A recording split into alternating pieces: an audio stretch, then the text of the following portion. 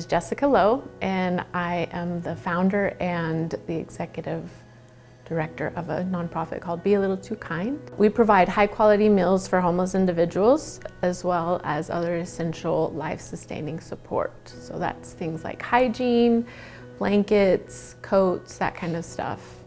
And we visit the homies 1 day a week, every Thursday, and we give them a hot homemade meal and a sack lunch for later, and any other items that we've been donated, and we love them and treat them like our family. I wanted to go to culinary school, and I found a culinary program in downtown Salt Lake, and that school is in an area that is like heavily saturated with homeless individuals. While going to that school, I realized that we were going to be making and then throwing away a lot of food and just wasting it.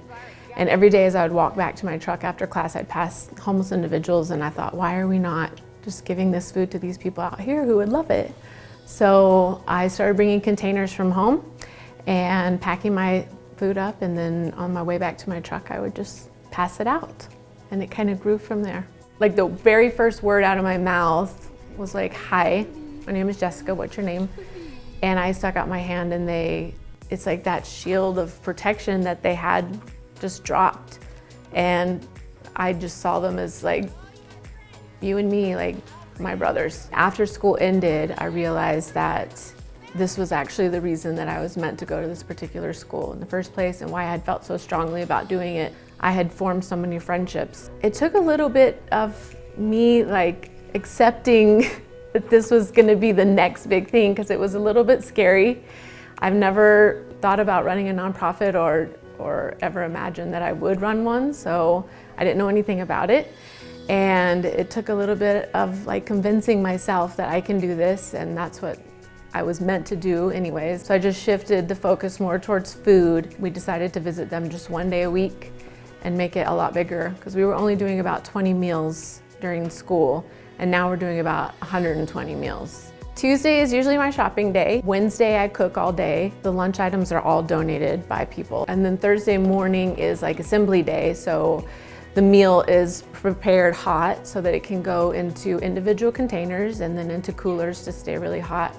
And then all the lunch sacks are put together. We load it all up in my truck and drive downtown.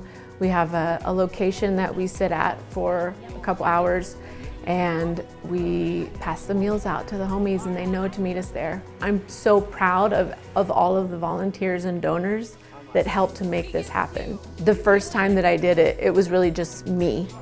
And then I gained a partner from class, and then she would start to go with me. And then my classmates started giving their food as well. So it's like a domino effect. The kindness doesn't just stop with one person, you know?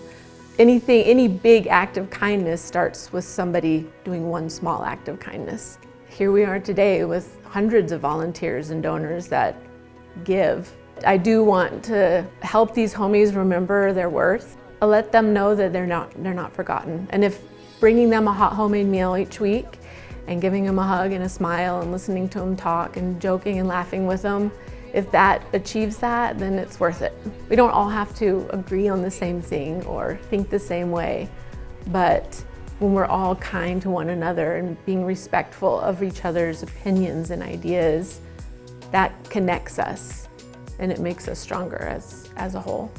Yes, it's possible to be a little too kind, and it's good for us to be a little too kind, I think. Being a little too kind is awesome.